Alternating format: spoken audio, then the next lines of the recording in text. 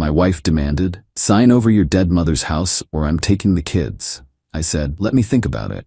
Then I found out the kids weren't mine through the 23andMe test she bought us for Christmas. Her custody threat backfired spectacularly in court. I, 36 male, lost my mom 6 months ago. Cancer. It was rough. She left me her house, nothing fancy, just a 3-bedroom ranch she'd paid off 20 years ago. Worth about $280,000 in today's market. My wife Diane, 34, had been pushing me to sell it since the day after the funeral. Not subtle hints either. Full-on daily campaigns about how we could upgrade our lifestyle and give the kids better opportunities. We'd been married 11 years. 2 kids, Lily, 9, and Mason, 7. I thought we were solid, despite Diane becoming increasingly materialistic over the years. The house conversation got worse last month. I was having coffee, going through Mom's photo albums I'd found in the attic, when Diane slammed a folder on the table. What's this? Paperwork to transfer your mom's house to our names. Both of us. It's been 6 months. Time to stop wallowing and think about our family's future. I'm not ready to make decisions about the house. When will you be ready? When the roof caves in? When squatters move in? It's maintained. I check on it twice a week. She stood up. You know what? I'm done being patient. Either you sign these papers by Friday, or I'm taking the kids and filing for divorce. And trust me, I'll get custody. I'm the primary caregiver. You work 60-hour weeks. You're threatening me with our children? I'm being practical. The kids deserve a mother who puts their needs first. That house could pay for their college. Let me think about it. She smiled. That should have been my first warning. Diane never smiled when she thought she was losing. Here's the thing about Christmas. Diane had bought the whole family 23andMe kits as gifts, said it would be fun to explore our heritage. Kids loved it, spit in the tubes, sent them off, forgot about it. Results came in 3 weeks after her ultimatum. Perfect timing, really. I was actually excited at first. Mom had always wondered about her father's side of the family. He'd been adopted. Thought maybe I'd find some cousins or something. Logged in, checked my results. Pretty boring. 62% Irish, 31% German, 7% Scottish, whatever. Then I clicked on DNA relatives. That's when my world exploded. Lily matched as half-niece/half-nephew. Mason showed as no biological relationship. I stared at that screen for probably an hour, ran the math 100 times. There was only one explanation: neither of my kids were mine. The half-niece thing meant Lily was my brother's kid. My brother Trevor, who lived 30 minutes away, who'd been at our wedding, who came to every birthday party. I threw up, actually ran to the bathroom and puked. Then I called in sick and drove to my mom's empty house. Sat on her kitchen floor and cried like I hadn't since her funeral. Those kids were my world. I'd coached Mason's little league, taught Lily to ride a bike, read them stories every night when they were small. None of it mattered. Biologically, they weren't mine. That night, I acted normal. Helped with homework, made dinner. Diane complained about the house again, but I just nodded. After she went to bed, I did some digging. Logged into her email. We shared passwords, ironically for transparency. Searched Trevor's name, found emails from 9 years ago, right after Lily was born. Last night was a mistake. We can't do this again. Think about your family. And one that made my blood run cold. The baby looks just like you. Thank God she got my eyes. For Mason, I searched around his conception time. Found emails with someone named Garrett, her personal trainer from back then. Lots of workout schedules at weird hours. One email had a photo attachment, them at a hotel bar, her wearing the necklace I'd bought her for our anniversary. I screenshot everything, uploaded it to 3 different cloud services, emailed copies to my lawyer buddy. Then I cleared the browser history and went to bed. Diane was already asleep. I looked at her for a long time. 11 years of lies. The next morning she hit me with, "So, have you thought about the house? Friday's in 2 days. Still thinking. Think faster. I've already talked to a lawyer." About what? Custody arrangement. I'm getting primary. You'll get every other weekend if you're lucky. I almost laughed. Based on what? Based on reality. I do everything for those kids. You're just the ATM. Interesting perspective. She squinted at me. What's that supposed to mean? Nothing. Just interesting. That afternoon I went to see a family lawyer. Not my buddy, an actual shark. Eileen Rodriguez. She'd handled my coworker's brutal divorce and got him full custody despite his ex's false abuse claims. I showed her everything, the DNA results, the emails, the timeline. She leaned back. Paternity fraud. In this state, that's grounds for immediate divorce. And her threatening to withhold the children while knowing they're not yours? That's extortion. What about custody? You've been their father for their entire lives. You have rights. But, she paused, do you want custody? They're my kids. DNA doesn't change that. She smiled. Good answer. Here's what we're gonna do. Update 1 Friday came. Diane was practically vibrating with anticipation at breakfast. So, are we doing this the easy way or the hard way? I slid an envelope across the table. The legal way. She opened it. Divorce papers. Her face went white, then red. You think you're calling my bluff? Fine. Kids, pack your bags. We're going to Grandma's. Actually, I said, pulling out another document, that's a temporary restraining order preventing you from taking the children out of the home during proceedings. You can't do that. Page 3, paragraph 2. Judge signed it yesterday. She grabbed her phone. I'm calling my lawyer. Good idea. Tell them about the paternity fraud. She froze. What? The 23andMe tests. You know, the ones you bought us for Christmas? Interesting results. The color drained from her face completely. I don't know what you're talking about. Trevor's gonna be surprised to know he has a daughter. And Garrett? Does he even know about Mason? She sat down hard. You're wrong. The tests are wrong. Email timestamps aren't wrong. The baby looks just like you. Remember writing that? Lily walked in.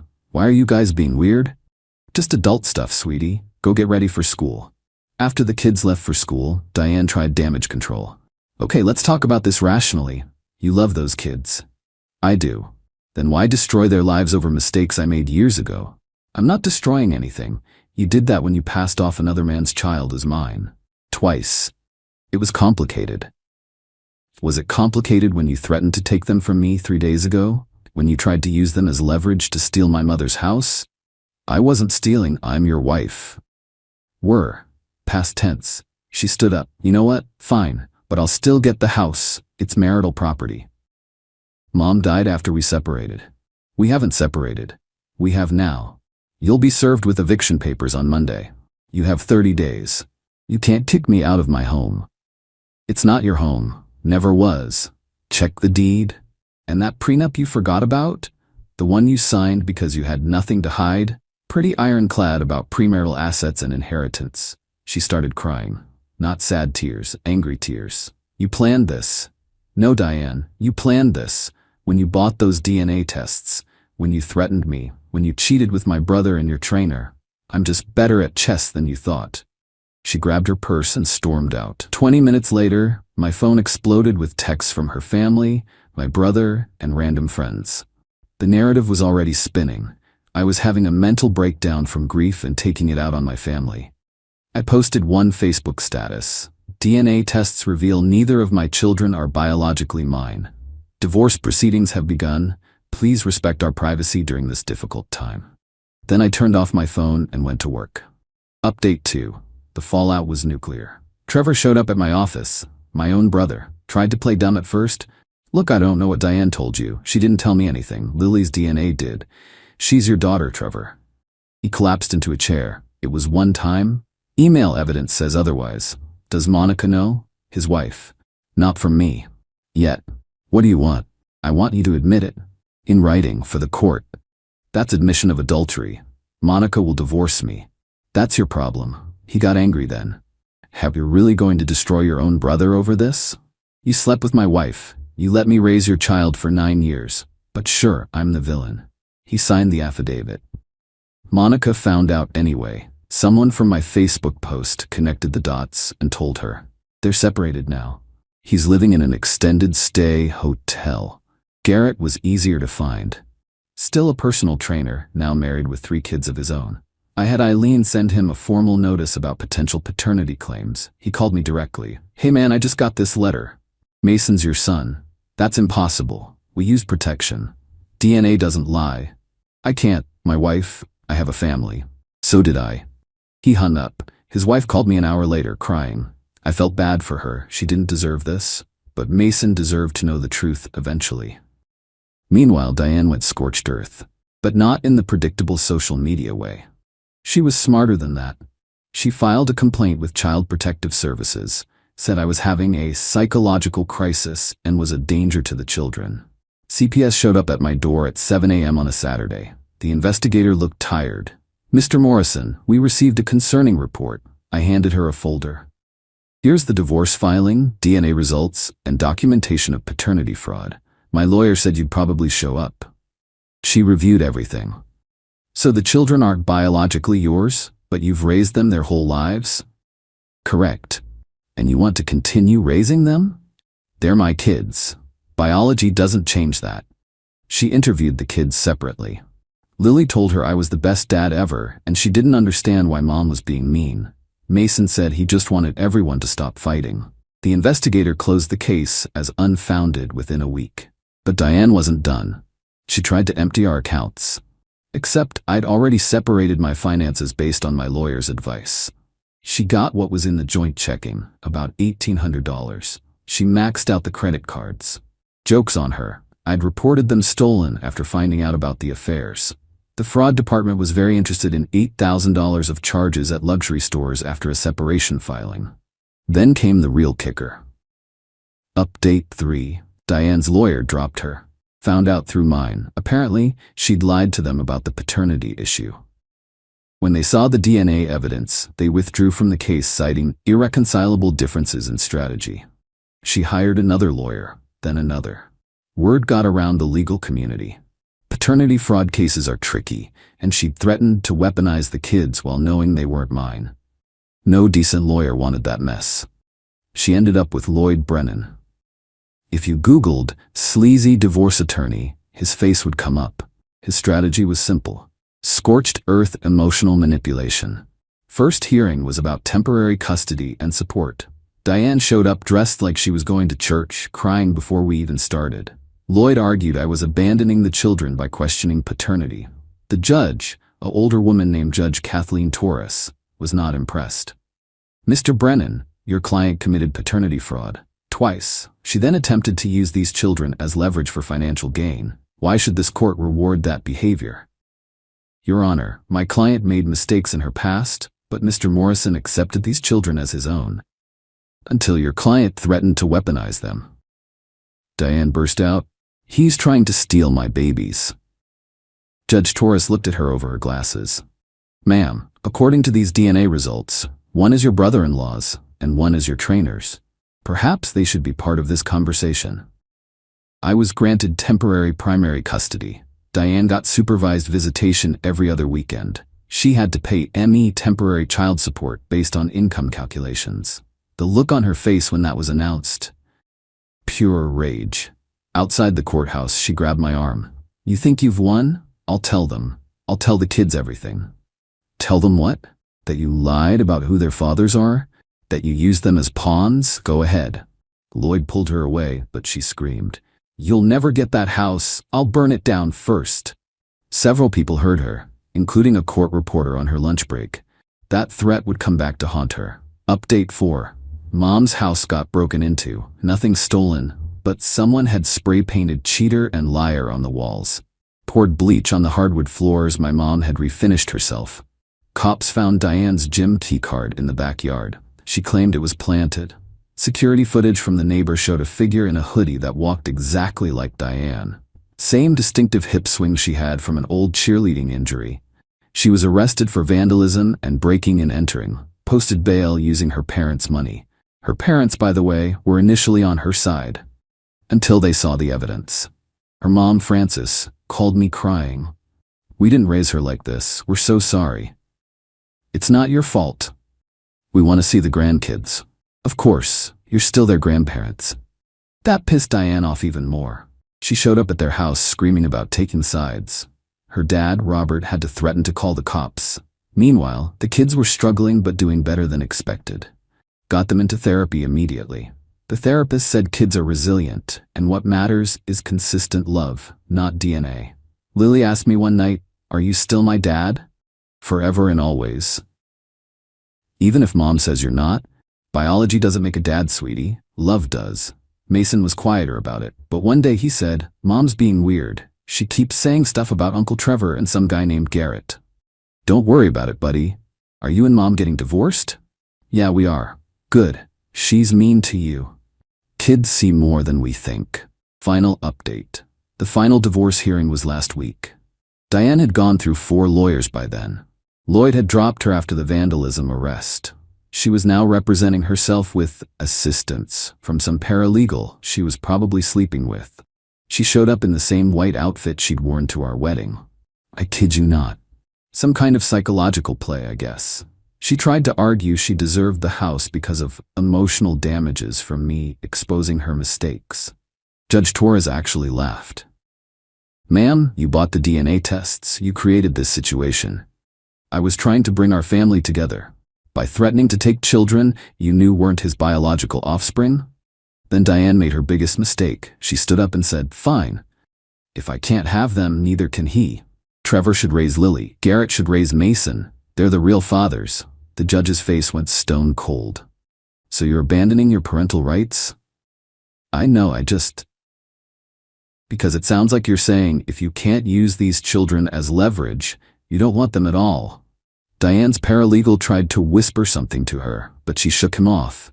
"They were supposed to be my security, my insurance policy. Now they're worthless." The entire courtroom went silent. Judge Torres looked disgusted. "I've heard enough." The ruling. I got full custody with Diane getting supervised visitation 1 weekend a month. The house remained 100% mine.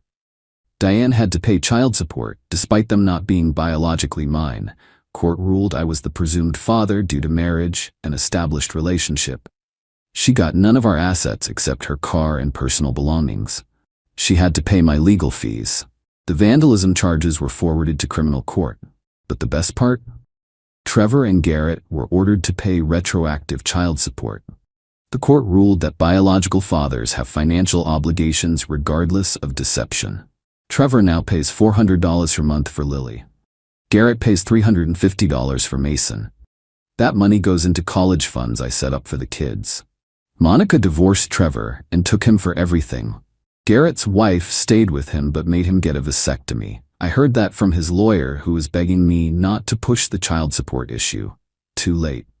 Diane moved back with her parents, who are mortified. She lost her job as a marketing manager when the arrest became public. Last I heard, she was working at a mall kiosk selling phone cases. She tried one last manipulation, sent the kids letters saying I wasn't their real dad and they should come live with her. Lily threw hers in the trash. Mason brought his to me and said, "Mom's being weird again." I adopted them officially last month. Had to get permission from Trevor and Garrett, who signed immediately to avoid further legal issues. The kids were thrilled. We had a small celebration at, where else? Mom's house, which I'd fully restored. The 23andMe thing became a running joke with friends. Someone suggested I should send Diane a thank you card for buying the tests that exposed her own lies. I didn't, but I thought about it. Yesterday, Lily asked if she could do a school project about DNA and genetics. Her teacher called me, concerned it might be traumatic given our situation. I told her, Lily knows DNA doesn't make a family. Love does. The teacher cried, said it was the most beautiful thing she'd heard. As for me, I'm in therapy, working through trust issues. Started dating a woman named Amy who knows the whole story and jokes that at least she knows I'll be a good dad since I fought so hard for kids that weren't even mine biologically. The kids like her. She doesn't push, just shows up with pizza and helps with homework. Normal stuff, honest stuff. Diane still sends me angry texts from new numbers. Things like "you stole my life and this isn't over." I don't respond. The court orders speak for themselves. To anyone dealing with similar situations, document everything. Lawyer up immediately. Don't let them use kids as weapons. And remember, being a parent isn't about DNA. It's about showing up. Mom would be proud I kept her house in the family. Even prouder that I kept my kids, because that's what they are, my kids. Oh, and fun fact, the judge's ruling set a precedent in our state for paternity fraud cases. It's now called Morrison v. Morrison and is cited in family law textbooks. My lawyer framed the ruling, hangs next to his law degree. Diane's legacy is being the legal example of what not to do in a divorce. Seems fitting. Edit. Stop asking for the DNA test results. I'm not sharing my kids' genetic information. Edit 2. To the 3 people who messaged saying Diane was trapped in a loveless marriage, she trapped me in a fraudulent marriage. Twice. With 2 different men. While stealing from our grocery money. Miss me with that nonsense. Edit 3. Yes, I'm still paying for the kids' therapy. Yes, they're doing great. Lily just made honor roll, and Mason's team won their baseball tournament. We celebrated at Mom's house with a barbecue. Life's good.